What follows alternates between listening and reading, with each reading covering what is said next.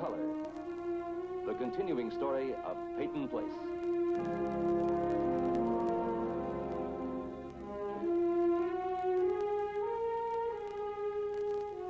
Starring Dorothy Malone as Constance Mackenzie, Ed Nelson as Michael Rossi, Ryan O'Neill as Rodney Harrington, Barbara Parkins as Betty Anderson, Tim O'Connor as Elliot Carson, Christopher Connolly as Norman Harrington, Patricia Morrow as Rita Harrington, James Douglas as Stephen Cord.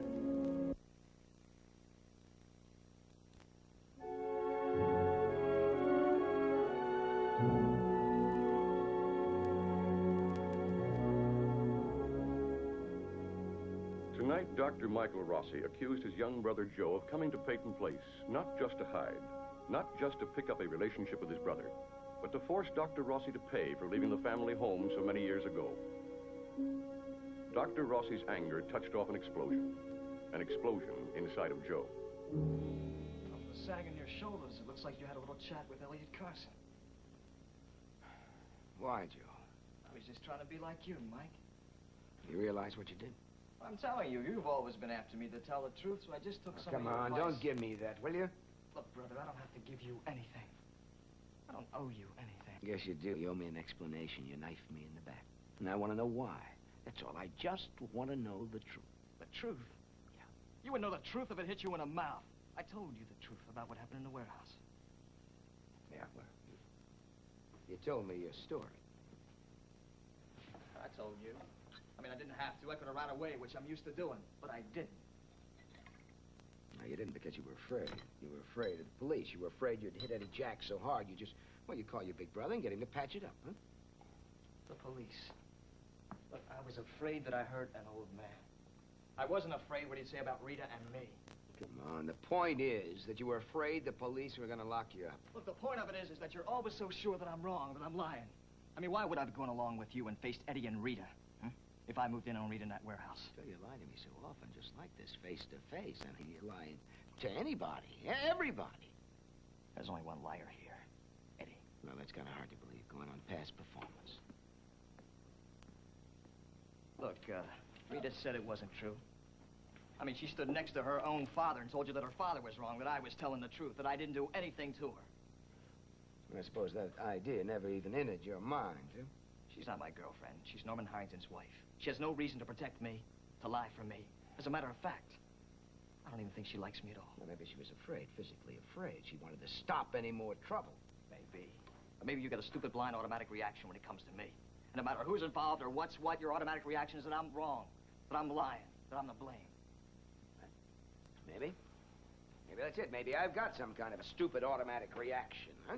What do you think I got? Do you think I made it up? Think I always hated you? Or do you think it might be because I was conditioned over the years? Because that's the way things always turned out?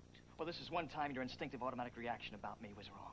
And the only way I knew how to get back at you for not believing me, for not trusting me, for not even giving me a chance to explain was to cut you up the same way with your dear old friends, the Carsons. Well, did you ever stop for one moment and think of how this might affect Mrs. Carson? The truth.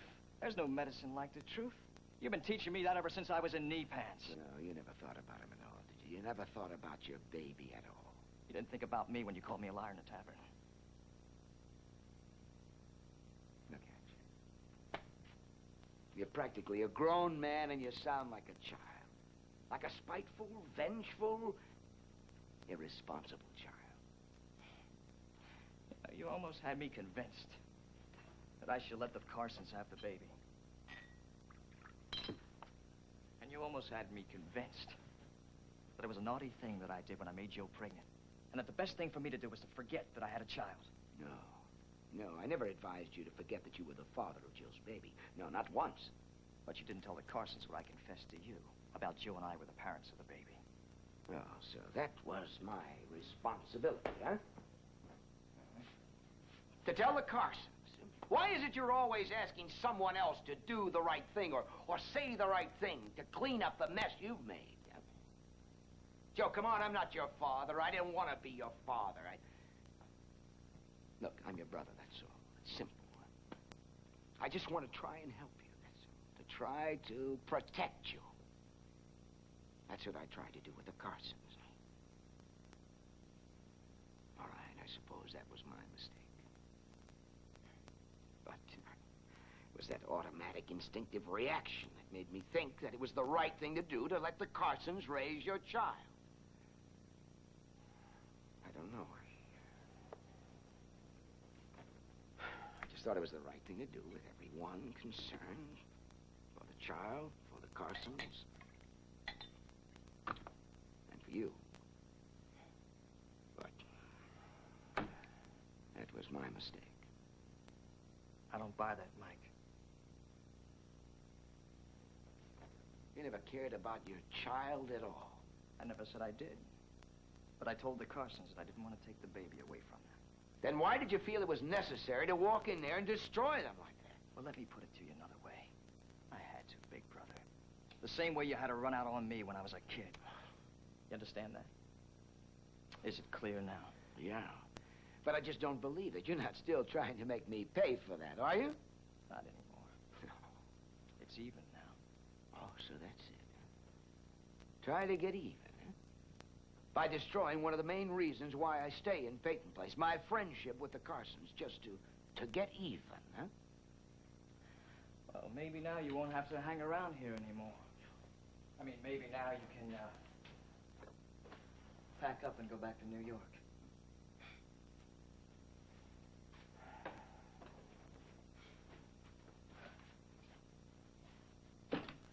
I know you think I should stick around because Rita's old man might complain to me about the cops. Or because the Carsons think that Jill and I might have to take care of our own baby. But you don't care where I go or what I do, right? That's up to you. Well, in that case, I'll be seeing you in New York.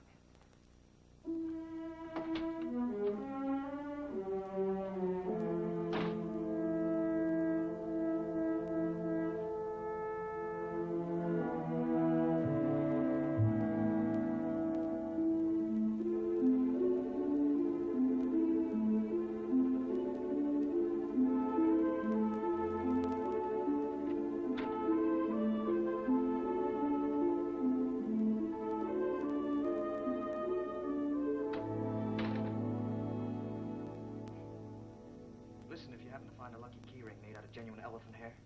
It was given to me by a girl from Brooklyn. It's mine. I mean, it's yours.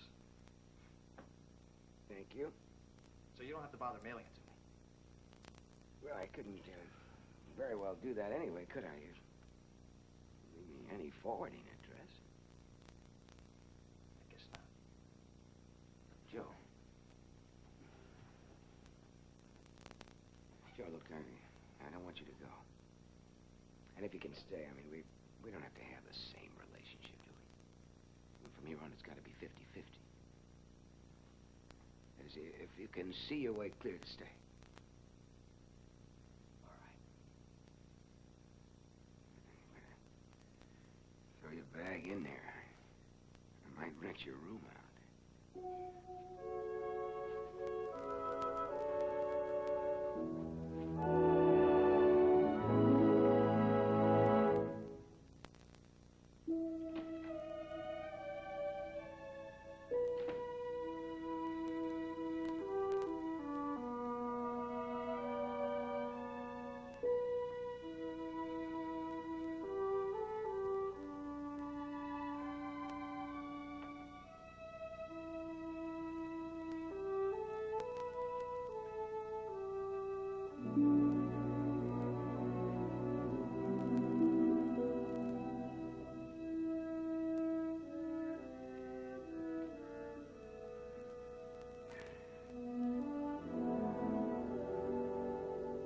Princess.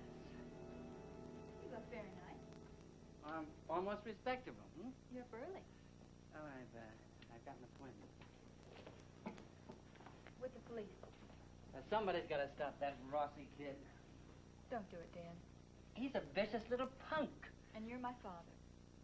That's right. And I have to choose, Joe Rossi or you. You don't have to do anything. I'll take care of that. You, Dad. I choose you. No contest. Well, then what are we arguing about? That's why I can't let you go down there. Because if you do, I'm going to have to go too and tell him the truth.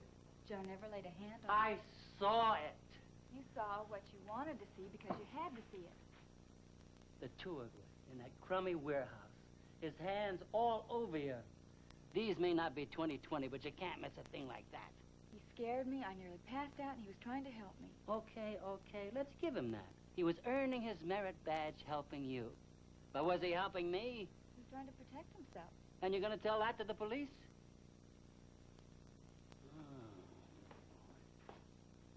Yeah, I'm putting on weight because I got too much starch in this thing. I know, Dad. What do you know? You don't know anything, Princess. Sometimes there's more to the truth than the facts. I know why you did it, and I know that it was my fault. Because ever since I told you about Joe Chernock and what he did to me, what I let him do to me, you've been looking for him. I suppose you thought you found him in Joe Rossi, but they're not the same. My mistake. Mine. I wanted you to protect me. I wanted you to prove that you loved me after all those years when you weren't around, so I shut out Norm and Mom and threw it all on you. But Joe, the other one, is dead. And trying to make Joe Rossi pay for all the things he did just won't work for either of us. It's too late to worry about that now. Better late than never. What? Oh, I had this teacher once. He was a big jerk. He put up a big printed sign over the blackboard. Better late than never. And then, because he was a wise guy, underneath it he wrote, better never late. I always thought that was stupid.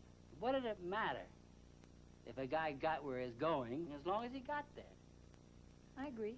But maybe he wasn't such a jerk after all, because, you know, that's always been my trouble, my timing. I was always late, whether it was a horse or for a dice or Joe Chernock. Dad, there is one thing you can do about Joe Chernock, like I did. Just forget him. How can I? If I can do it, can't you? Please, Dad, try. For me. Okay. I'll try. Does that mean you won't press charges?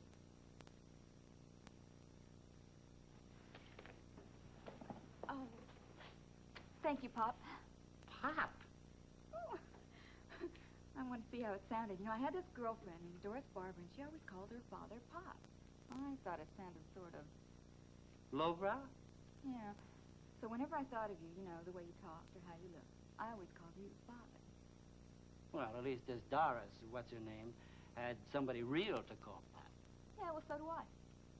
Now? Now's all that's important. And don't forget it. Hey, listen, tonight, you and Mom and Norm and I are going to go out to dinner. We're going to celebrate the future. And the first one who mentions anything past yesterday gets to pick up the check. Okay? Okay. See you later, Pop. See you later. Hey, hold it. What? Just hold her right there. If I had my camera, I'd grab a picture of you right now. Just the way you're holding your head. The way your hair falls. Dad. No, I mean it. This is you. Right now. This very second. The way I like to think of you. You take better pictures of horses. I'll have Norm get a bunch of pictures of all of us, the whole family, okay? Okay, good idea. Okay, bye. Bye.